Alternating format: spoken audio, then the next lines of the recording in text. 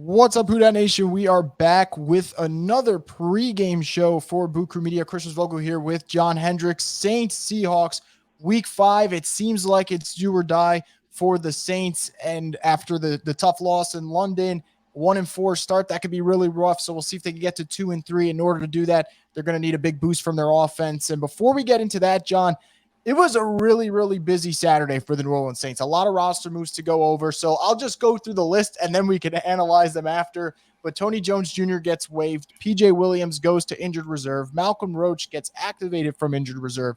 Chris Harris Jr. and Keith Kirkwood both elevated from the practice squad. And then, as you noted on Twitter for people, Bryce Thompson signed to the active roster.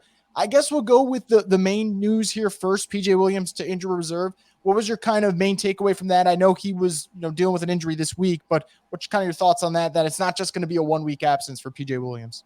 Yeah, I mean, that's tough. And hopefully Marcus May is good to go. I mean, he's been limited all week, and I'm pretty sure he's going to play in this one. But, that depth now took a little bit of a hit. But, he got hurt on that Marshawn Lattimore pass interference in the end zone. That's when he actually got hurt, and we hadn't seen him this week or anything like that. So, look, PJ's a smart guy. He's a guy that, is easy to root for and such. But unfortunately, he's going to have to miss at least 4 games here. And, you don't have Alontae Taylor.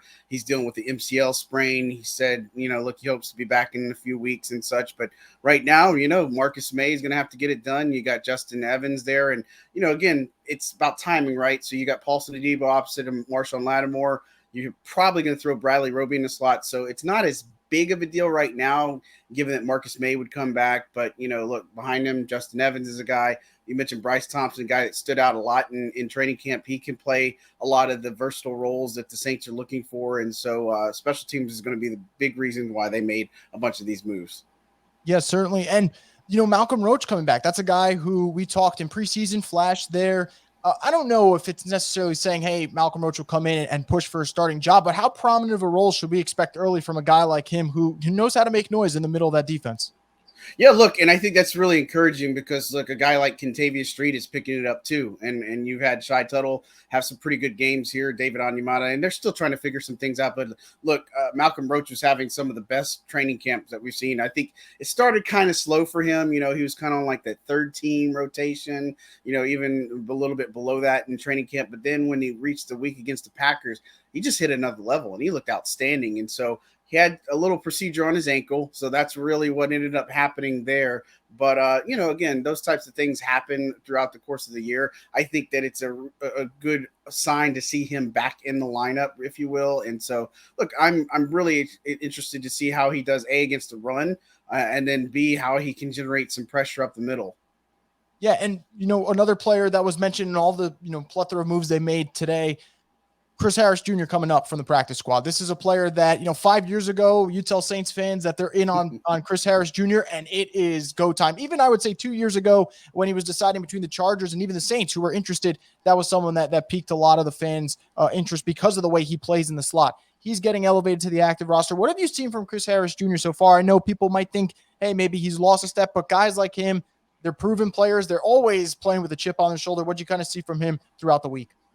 Yeah, look, I mean, this is a guy that, I was one of those guys that really wanted him at Saints when he was available and making those choices and stuff. And look, it's a right situation, right? And, Bradley Roby, a familiar teammate, right, of his. And so he's been coming in here. The fact that he's picked up things this quickly is encouraging. Again, I think more of that role may be more of the special teams at first, but look, he's a veteran guy that can fit in a good bit of places. They've had some hits to their special teams units, it's just been a lot of personnel shifting and roster moves, but look, he's super excited. He's happy to be here. I mean, in the locker room, I mean, he's super helpful. He's a very knowledgeable guy. We'll see how it kind of plays out for sure. But again, it's a lot of those moves that you make at the right timing and such. And so I'm interested to see if he has any more role besides special teams, just because it's such a quick turnaround this week for a guy like him. But, look, long term, he is on the practice squad. We've seen the Saints get poached from the practice squad. Latavius Murray, Eric Wilson. I don't know how much he'll last, especially Denver having some issues in their secondary. So that's also something to pay attention to. Yeah, practice squad for the Saints has become a hot commodity this season. Tony Jones Jr., another name that people were talking about, and this is the last thing before we get into the, X's and O's and the key matchups of the Saints Seahawks game. Him getting released, a lot of people wondering, well, did something happen? You mentioned special teams, and I think that's a big part of it. Is it as simple, John, as saying, hey, look, Kamara and Ingram are going to get the touches at running back, and Dwayne Washington has been a stalwart on special teams for quite some time in New Orleans. Can we just chalk it up to that and think it's that simple? Yeah, I think so. This is good news for Alvin Kamara, right? I think that's the first and foremost thing. And he said earlier this week that he's good to go, feels healthy, ready to roll, and all that stuff. And I also think it's good for Mark Ingram because Mark Ingram's been battling a few things, right? And so those two guys obviously figure toting the rock. And so that's the encouraging thing to take away first. And Dwayne Washington, look, he's been in this league a long time, 7 years as a pro. And so he's definitely the better special teams player here. Tony Jones Jr., I mean, he's had some opportunities here and there. Special teams, not necessarily where he's fit in. He looks good in August and preseason and training camp, but for whatever reason, just can't bust through that barrier. And look, they still could bring him back and such, but as of right now, I think this is a team trying to find the right answers. And they need to put together a win, and they're doing that with the guys that they feel are going to get them in the best position. So really, I think that's what we chalk it up to, is it's just a special teams type of thing. Dwayne Washington's a better guy. You're not really thinking and hoping that this guy is going to need to carry it 5 to 10 times a game at anything, right? You're thinking that Alvin Kamara and Mark Ingram can get things done on Sunday against the Seahawks. Yeah, and you talked about Alvin Kamara, and he told you guys earlier in the week that he felt ready to go. I look at the history of what he's done over the last 3 years against a Pete Carroll defense, and I also take into account that prior to the injury, we're talking about him having that burst in the preseason that we're like, okay, Alvin Kamara has not lost a step. So for anyone worried about this, it's really one of those strictly he's been banged up. That's the only reason he's not producing.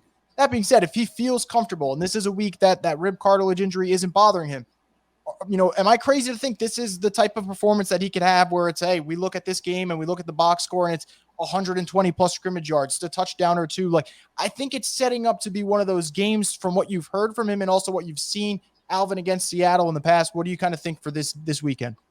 Yeah, I think so. And I think his best friend is going to be Andy Dalton. I think this is Andy Dalton's best weapon to get back this week. You're not going to have Michael Thomas. Obviously, Jameis Winston's not playing again for this one. But look, I'm not saying that Dalton should check everything down to Alvin Kamara, but like he said this week, just put the ball in his hands. He does the rest, right? And so that's the encouraging thing. I think Kamara is a guy that's looking again to bust through the kind of the door right now, and I think this is a great opportunity. You saw what the Lions were able to do last week. The Seahawks defense has a lot of opportunity on it, right? And so you look at those 1,000+ yards in last week's game between them and the Lions. And, look, I think the Saints can find similar success. I don't know if you'll get TJ Hawkinson type production out of Adam Troutman or Jawan Johnson this week, but, that's a matchup that they could exploit. But Alvin Kamara is just so hard to defend when he's 100%. And look, he said it that he probably came back a little too early, talking about the Panthers game and such, but look, he's a team player, something that I touched on this week, and he wants to be out there. These guys want to be out there. They don't want to be dealing with injuries. They don't want to not be helping their teammates out and all this good stuff. But look, I think this is a game where you could see Kamara potentially take over 100 scrimmage yards between rushing, receiving, get into the end zone. I think he's got the sky's the limit for him this week. Yeah, and you talk about that Seattle defense and the opportunities that can be had, 28th against the pass, 29th against the run. So the opportunities are there, and you mentioned Andy Dalton and the checkdowns. Being there in London, experiencing that game, and kind of seeing how it went, first half slow as usual, which has kind of been the theme for the Saints offense. But you watch the second half, particularly, fourth quarter, Andy Dalton looked relatively comfortable. Guys like Chris Olave continue to kind of just go along and play well. Is this the type of game that what's the confidence level, and can they snap that first half funk that they've been in? Because Andy Dalton seems to be saying the right things, and he certainly looked okay. 20 of 28 is nothing to just, snuff at. But what is your expectations in terms of, can this offense in the first half, whether it's increasing the tempo, whether it's just having a different sense of urgency, maybe it's avoiding those self-inflicted wounds like the penalties on the opening drive. What's kind of the feel for this offense going into the first half? Because we know in the second half they could get things going. Yeah, you mentioned it. You said they're saying the right things. And look, again, I don't want to put this as a desperation type of game, right? But again, if you're wanting to turn your season around, this is a great month to do it. You're going to be at home most all month, besides the Thursday night game against Arizona. So you have to get things going at home, and the slow starts can't happen. You have got to hit in all three phases of this game. Offense obviously is a big part of that. Look, I think that they can craft a game plan that's going to tailor to Dalton being able to move the football a good bit. And look, I think you look back at last week, there's some throws he probably wanted to have back. There was one where Chris Olave was wide open down the right sideline. And if it's a better throw, that's a touchdown, right? And so I'm encouraged by what I've seen out of Dalton. And look, him and Pete Carmichael, talking with them this week, they're in sync. They really are feeding off of each other and such. But look, it's just one of those things. Just don't kill yourself. That's the biggest thing for this team. And Alvin Kamara said it this week. Nobody's really beat us. It's just they're beating themselves. And so at some point, the bad sloppy play with the penalties and the turnovers has to stop. Hopefully it's this week against the Seahawks, because let me tell you, if they start coming out sloppy this first half, do the same types of things, this crowd's going to turn on them probably really quickly, and it's going to be a long day. They don't need a hard-fought, close victory. I think they need a convincing win here to make everybody feel good, and I think they have the tools to do it, but it's all going to hinge on how they start this game, how they come out in the first half. They come out a little lethargic or start trading a little bit of this and that, then I could see things tipping in Seattle's way. But look, I think this team is focused enough. They've said the right things. They know what's expected of them. I feel pretty good about their chances to actually come out here and give us a much different product than what we've seen and been accustomed to these first 4 games.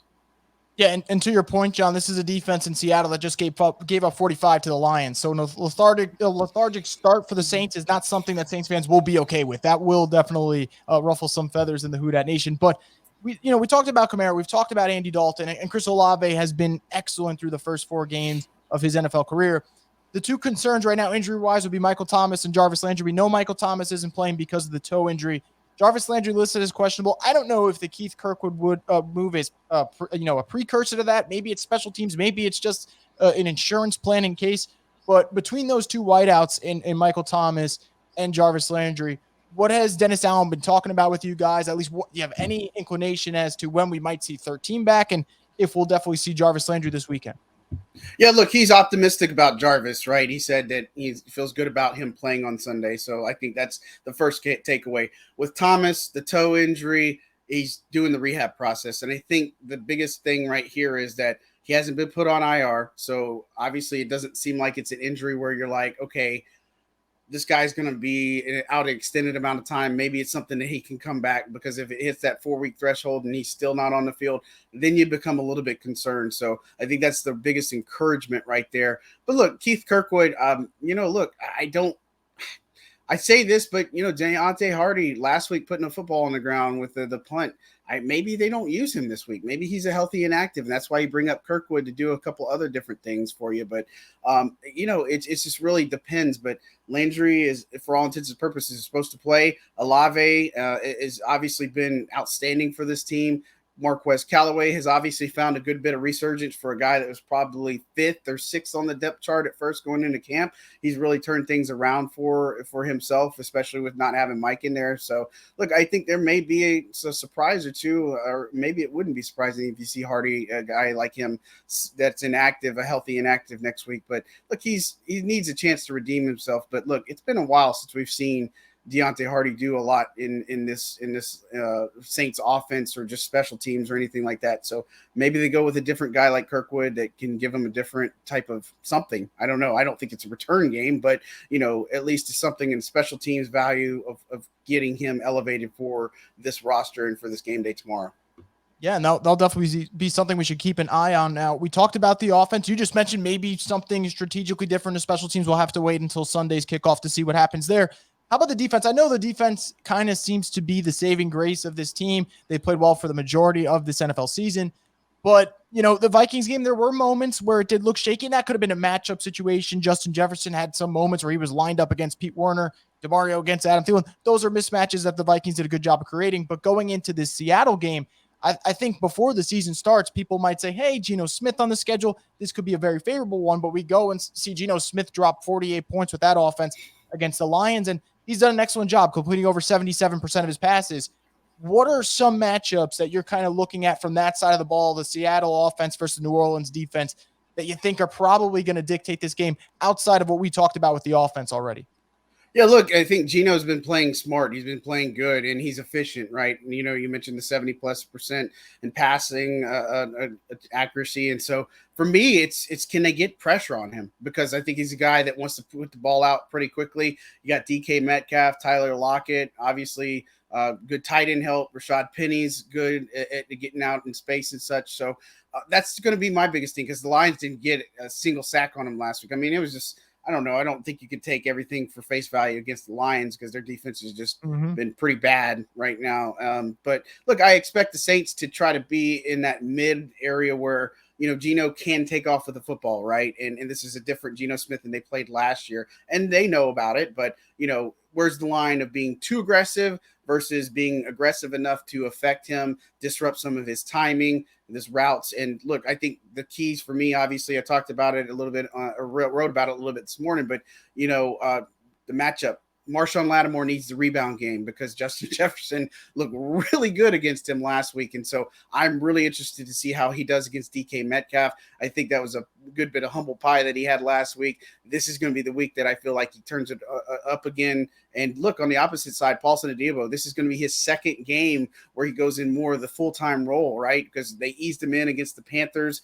They had him full-time against the Vikings. I don't think he's rusty's the word, but, obviously this is a guy who hadn't played a full, 60 minutes, if you will, and such. But I think he did just fine. And this is the week where you got Lockett on your hands and such. So I think these corners are going to be a big one in addition to the pass rush. And then, in the second level, Penny's a guy that's pretty explosive. So it becomes Pete Warner. He's done phenomenal this season so far. And so making sure that he's good to go. And, man, I tell you, subtle thing, getting Marcus May back. He's been missed in this defense. I think he's flown around the football. He's looked so good, doing a lot of things in this defense. I really am excited to see him back on the field. So, look, I think 99 times out of 100, you're going to take the Saints defense in this matchup. But, there are ways that you can exploit it, and that teams like to take advantage of how New Orleans likes to run their style of play on defense. But, look, pass rush is going to be premier, coverage in the secondary, and then obviously the matchup of Warner versus Rashad Penny is something that I'll be paying close attention to. Yeah, and you brought up, how the Lions matchup could be different with their defense. If people want a good idea of what you can possibly do against Seattle's offense, week 2, San Francisco 49ers defense, which is another great unit there, found a way to kind of stifle Geno Smith in that attack. I know that there's been a lot of talk about, what's the Saints pass rush doing in terms of a numbers thing, and can they hit home? I think we saw some progress, particularly with guys like Marcus Davenport in that London game. I know Peyton Turner's banged up. That's unfortunate, because we all want to see the second-year player out there with guys like Pete Werner and Paulson Adebo. That's not the case. But what's kind of the confidence of that position group? I know we talked about defensive tackles earlier, but the defensive ends, we're still kind of waiting for that explosive game from Cam Jordan. But I think, at least from Davenport's perspective, this might be the time of the year where he starts rolling it and gets those numbers up. And we all know if he has a big year, that could lead to a big payday. Yeah, look, I think Marcus Davenport's probably been the best pass rusher this team has had right now so far. And he's just look at some of his reps. He's just manhandling people. I mean, he's just dominant, and he's just doing so many good things right now. And so, look, he's going to be a key focal point. And this is kind of like last year. Hate to use that, but this is the springboard for this pass rush, is playing against Seattle last year. They were struggling early on in the season. They only had the sack against Green Bay and Aaron Rodgers and such. And then, it was kind of blank for a little bit. And Seattle was a game where they were able to move up a good bit and kind of look, settle in and such. So, look, I think Cam Jordan is a guy that, he has to get it going. They lost Carl Granderson last week to an eye injury. No Peyton Turner, chest injury. That's kind of a mystery. Not seeing him much. Saw him around the facility. Kind of didn't really get a chance to talk to him or anything like that. But, they're going to have to lean on the rotational guys in Granderson and Tano Passignon. They've got to find a way. And I think they'll be guys that see a little bit more action, because, Ryan Nielsen told us, I think this is several weeks ago, the days of, guys like Cam Jordan playing 100% of the snaps or whatever is gone. They're going to have a rotation in place. They're going to use what works based on how they feel. Same thing with the interior line. And so, look, I think this is a good opportunity for him. Davenport's kind of your premier guy right now, but look, a lot of people, with the Peyton Turner stuff, that's not a good look because he's first round last year. You got to get on the field, you got to be healthy, you got to be able to play, and so best ability is your availability.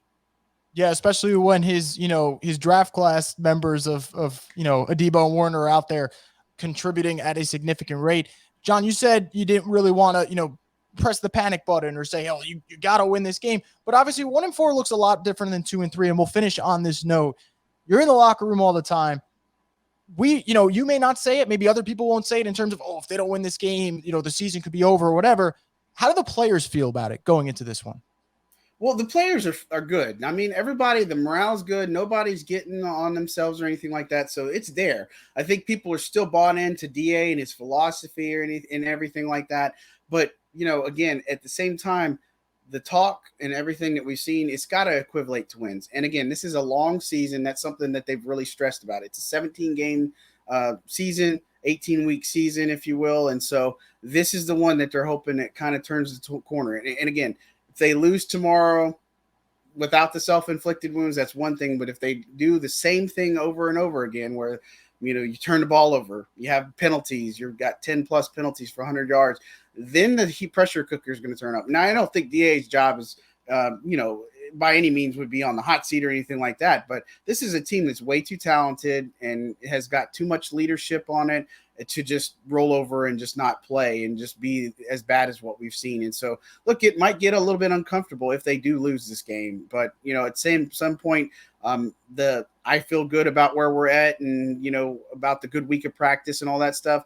If it doesn't equivalent to a win this week, then I think that there's got to be some different conversations to be had. I think this is an area where, these people that are making mistakes or turning the ball over, you got to make an example out of them, right? You got to say, it's not okay for you to fumble. You're going to sit the bench here. You're going to have somebody else do this, whatever the case may be. And I think that's probably, where we're going next if things continue to go south. But look, the players are bought in. Players feel good about things. They haven't obviously given up. And look, we've seen teams in the past, they start slow. They suck at the beginning of the year, right? And this is a product of, goes back even to preseason, why you probably wanted to play your starters, all this other stuff. And, I get all this kind of happening, but, it's how you rebound now. You're in October, fresh month, second quarter of the season. It's a chance to start new. And these teams that started 3-1 or 4-0 or anything like that, they're going to fizzle out at some point, right? And I think teams in the past, Panthers were one. They started 5-0. They missed the playoffs and stuff. Vikings were one of the teams that started 5-0. They missed the playoffs. I think this is a time where the Saints can try to get back into it. They have some favorable matchups. Again, Seahawks are one of them. They're a team that you can beat. The Bengals are a team that you can beat. Same thing with the Cardinals. Ravens, I mean, you look at some of those coaching decisions and stuff. That's another one. Or the Raiders, too, are the team that you can beat. So they have had a lot of pressure on them. So, look, I think this is a way you can start crawling out of the hole. But, again, they can't win tomorrow because of the same stuff. Then I think it's a way different conversation in this locker room. Not that they would lose it or anything, but you got to win. Winning's not going to solve everything here, but it's sure going to start fixing the process. Yeah, absolutely. And to your point, these are not games where we're watching them and say, man, the Saints just can't compete with these teams. It's the penalties, it's the turnovers. That's really what's kind of shooting them in the foot right now. We'll see if the Saints can get on the right track this Sunday. Saints, Seahawks, if they win, maybe they could turn the corner and get things going in October, which is usually a good month for the Saints. If not, then we'll be back to see what happens then. But first, we're going to have positive vibes here. We'll see what happens. Saints Seahawks this Sunday. Thank you guys so much for checking out this pregame show from Boo Crew Media.